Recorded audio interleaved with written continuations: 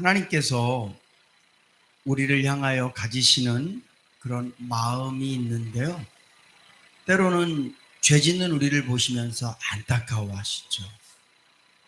그리고 비록 내가 죄를 지었다 할지라도 그분의 은혜와 사랑을 소망하면서 하나님께 다가갈 때 하나님은 정말 기뻐하시고 사랑하십니다. 그리고 때로는 우리를 보시면서 오늘 본문 말씀에 보니까 민망히 여기셨다. 다른 말씀으로 드리면 불쌍히 여기셨다. 하나님께서는 우리를 보시면서 불쌍히 여기시고 정말 말할 수 없는 안타까움으로 우리를 바라보세요.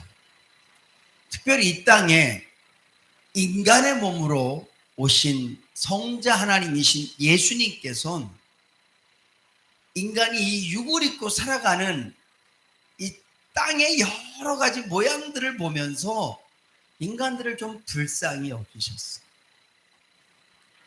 오늘 마태복음 9장 말씀 쭉 읽어보면 귀신 들린 사람 얘기도 나오고요. 또 12년 동안 혈루증 앓았던 여인의 이야기도 나오고 회당장 야이로의 딸 나오고 또 예수님이 그렇게 막 기적을 행할 때 저거는 귀신의 힘을 입어서 하는 거야. 그러면서 이 백성들의 마음을 막 좀 평안해지고 하나님께 받은 은혜가 막 감사하려고 할 때 그 마음에 의심과 염려를 갖다 주는 그 잘못된 지도자들도 나오고요. 그런 이 땅에 사는 사람들이 평범하게 겪는 그런 일상적인 인간의 모습, 특별히 연약해서, 특별히 어려워서 당하는 그런 많은 일들을 바라보시면서 주님이 불쌍히 여기셨다. 왜냐하면 오늘 36절 말씀에 보니까 저희가 목자 없는 양같이 고생하고 유리했다. 이렇게 표현되어 있습니다. 개도요, 주인이 있는 개는 식사 때가 되면 돌아갈 밥그릇이 있어요. 그러나 들개는 그냥 먹이를 찾아서 그냥 떠돌아다녀요. 마치 다른 맹수들처럼. 사자나 호랑이, 늑대, 여우, 들에서 지내는 것들은 특별한 밥그릇이 없어요. 밥그릇을 줍는 거죠. 막 찾아다녀요. 여기 찾아가고 저기 찾아가고 막 사방을 찾아다니고 악어 같은 것은 물속에 그냥 다 숨어 있다가 물 마시러 온 짐승도 확 덮치고 그래요. 그러나 주인이 있는 짐승은 심지어는요, 맹수도 사람이 기르는 동물원에 있는 맹수들은 자기 밥그릇이 있어요. 양도 주인이 있는 양이 있고 주인이 없는 양이 있어요. 목자가 없는 양은 자기들이 알아서 풀을 쫓아다녀요. 그리고 자기들이 스스로 맹수를 피하기도 해야 돼요. 잠자리도 불편하고 모든 게 힘들어요. 근데 오늘 주님께서 당신을 쫓아다니는 이스라엘 백성들 뿐만 아니라 그 시대 속에 살아가고 있는 이스라엘 백성들을 보면서 목자 없는 양, 이 말씀은 목동들은 너무 이 말을 잘 알아들을 거예요. 심지어 만약에 양의 입장에서 이 말씀을 읽는다 그러면 이 말씀이 그냥 마음에 확 와닿을 거예요. 어떤 양은 주인이 있어갖고 뭐가 오면 다 막아주고, 우리가 풀밭을 쫓아다니지 않아도 어디에 풀이 있는지 우리가 막 쫓아다니지 않아도 이미 목자들끼리 계절 따라 5월이면 어디에 풀밭이 있고 여기 가면 좋고 어디에 가면 시냇물이 있고 목자가 다 인도해주고 이끌어주고, 또 저녁이 되면 이슬 맞지 않도록 목자가 또 다 목장으로 이끌어가갖고 편안하게 잠들게 해주고, 비가 오면 비 걱정을 합니까? 눈이 오면 눈 걱정을 합니까? 목자가 있으니까. 근데 양의 입장에서 나는 목자가 없어요. 언제나 내가 맹수를 두려워해야 되고, 내가 언제나 피해 다녀야 되고, 끼니를 걱정해야 되고. 야, 진짜 목자 있는 양들은 진짜 좋겠다. 오늘 예수님께서 목자 없는 양같이 라는 표현을 쓰셨는데, 양이 들었을 때 이건 너무 마음에 와닿을 거예요.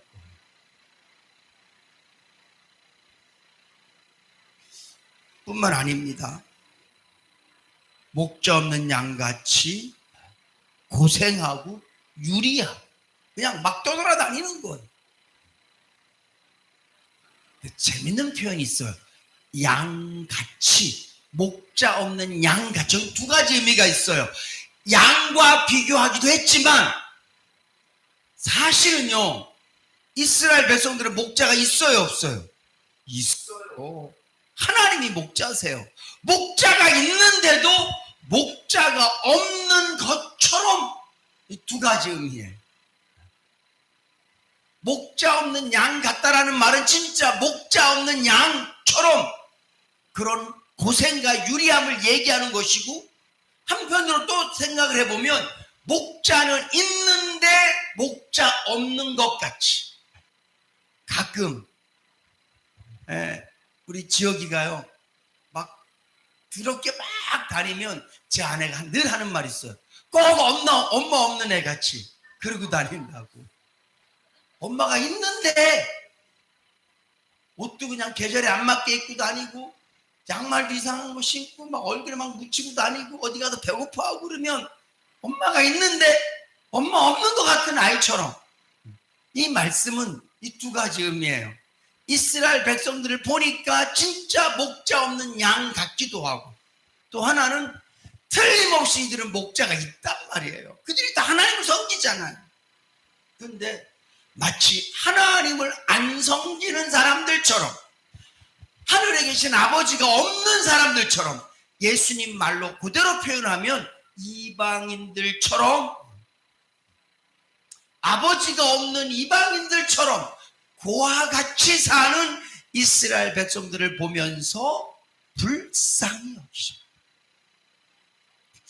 오늘 이 말씀이 우리에게도 두 가지가 다 적용이 되어져요.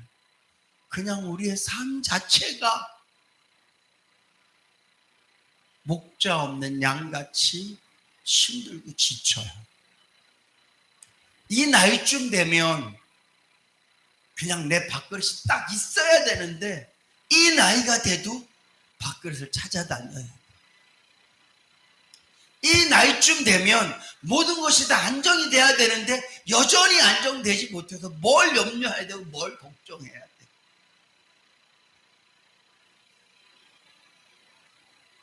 모르겠어요. 저와 제 아내는 저는 우리 지혁이를 돌보는 거나 제가 일부러 막 민혁이 데려와서 재우고 이런 거에 대해서 너무 기쁘고 행복해서 그렇게 하는 거거든요. 아내는 어떤지 모르겠어요. 근데 우리 하라가 늘 하는 말이 있어요. 아이고 60 다 돼갖고 고생한다. 이제 두 분이 편안하게 좀 알콩달콩 진짜 쓰라 하라 둘 다 시집 딱 가고 그냥 분가해버리니까 우리 완전 신혼 같더라고요. 너무 좋았어요. 둘만 사는 게. 한 번도 둘이 살아본 적이 없어요. 결혼하서는 처남하고 살았죠.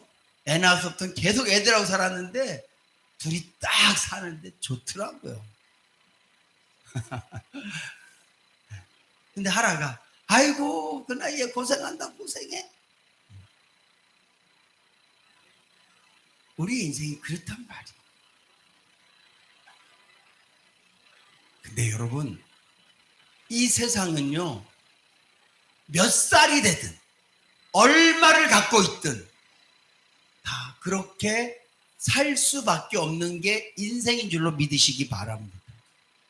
근데 중요한 건 오늘 저와 여러분들에게 육체적인 인생, 세상이 말하는 인생은요 어차피 혼자예요. 목자 없는 양 같아요. 죽을 때까지 유리하는 거예요. 죽을 때까지 고생하는 거예요.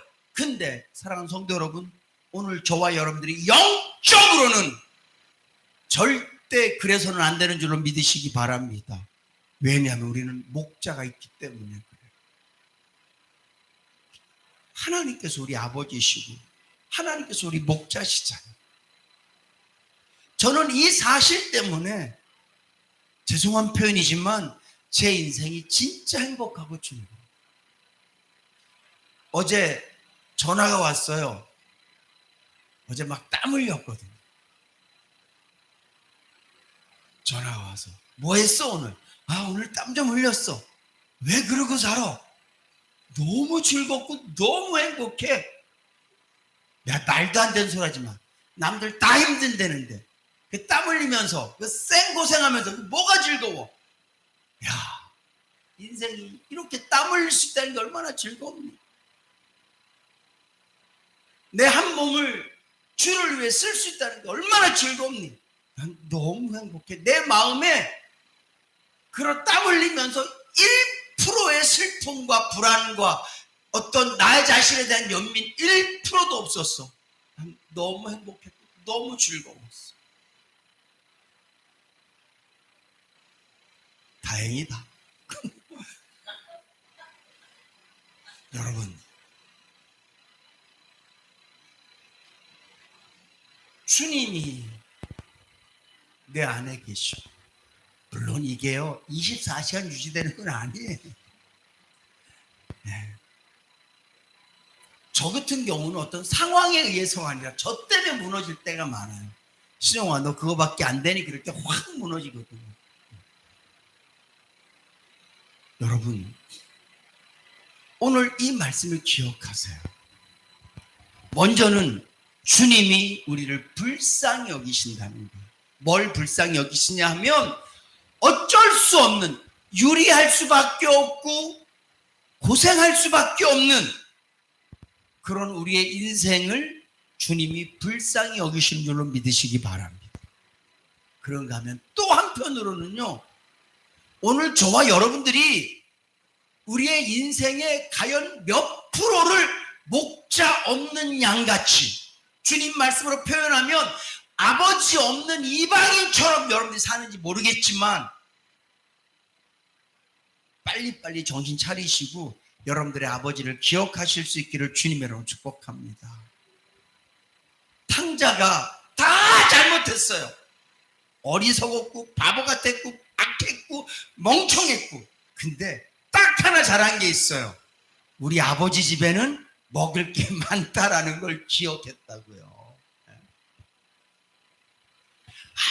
그냥 처음부터 끝까지 잘못했어요. 아버지한테 유산을 물려다는 건 악하고요, 멍청하고요. 그 돈을 갖고 나가서 그렇게 흥청망청 쓰는 것도 아주 바보 같고 천치 같고, 자 매를 맞으면 죽을 때까지 맞아야 돼요. 비 오는 날 먼지 날 때까지 맞아요. 근데 딱 하나를 잘했어요. 뭘 잘했냐 하면 아버지 집에는 먹을 게 많다라는 걸 기억한 거예요. 여러분 그거 기억하셔야 돼요. 내 아버지가 하나님이시다. 비록 지금 내 수중에 아무것도 없고 지금 내가 걱정거리가 이만큼 쌓였어도 아버지께 가면 하나님 주시는 기쁨, 평안, 은혜가 넘쳐난다라는 것을 기억하셔야 돼요. 결국 우리가 죽는 것은 돈 없어서 죽는 게 아니에요. 돈 때문에 내 마음이 무너져서 죽는 거예요. 배고파서 죽는 게 아니라 배고픈 것 때문에 내가 절망해서 죽는 거예요. 따지면 모든 것이 다 마음에 있어요. 내 마음이 하나님께 묶이면 죄송하지만 그깟 상황 아니 괜찮아요. 언제 우리 상황이 좋은 적이 있었습니까? 항상 내 상황에는 슬픔과 고통이 늘 꼬리표처럼 따라다녔단 말이에요. 내가 언제 기뻤어요? 이 상황이 해결될 때 당연히 기쁘죠. 근데 우리가 다 은혜 안에 있을 때 기뻤어요. 정말 여러분들이 예수 믿는 사람이라면 은혜 안에 있을 때 기뻤고 하나님을 내가 찾았을 때 기뻤고요. 상황은 하나도 안 바뀌었는데 기쁩니다, 감사합니다, 사랑합니다 이런 고백 안 해보셨어요? 해보셨잖아요. 여전히 아픈데 아버지 감사합니다. 됐어요. 네. 여전히 문제는 산더미처럼 쌓여있는데 이제 괜찮아요 하나님. 이제 마음대로 하세요. 나 잡아 쓰세요. 그런 기도 나오잖아요. 오늘 이 말씀, 내 인생의 고달픔을 하나님은 아세요. 그래서 히브리 말씀에 보면 그가 친히 고난을 받으셨기 때문에 고난받는 자들을 능히 도우신대요. 하늘에 계신 하나님 아버지는 육을 한 번도 입어본 적이 없으시니까 그분이 그냥 전지하셔서 이거 인생 힘들겠구나 이렇게 아시는 거지만, 성자 하나님은 이 땅에 오셔서 배고픈 것도 경험하셨고, 매 맞아서 아픈 것도 경험하셨고, 피곤한 것도 경험하셨고, 외로운 것도 경험하셨고, 모든 걸 다 경험하셨어요.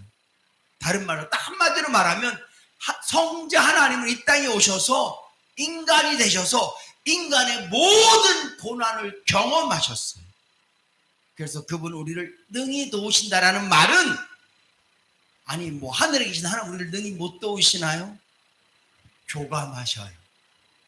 아신다고. 저놈이 배고파할 때 이 배고픈 게 이런 거구나. 물론 하나님 당연히 아시겠지. 전지하신 분이시니까. 근데 성자 하나님은 경험해보고 아신다고. 그래서 능히 도우신다라는 말은 그분의 전능하신 능력으로 도우신다 그런 의미보다는 내가 너를 알아 이런 의미예요.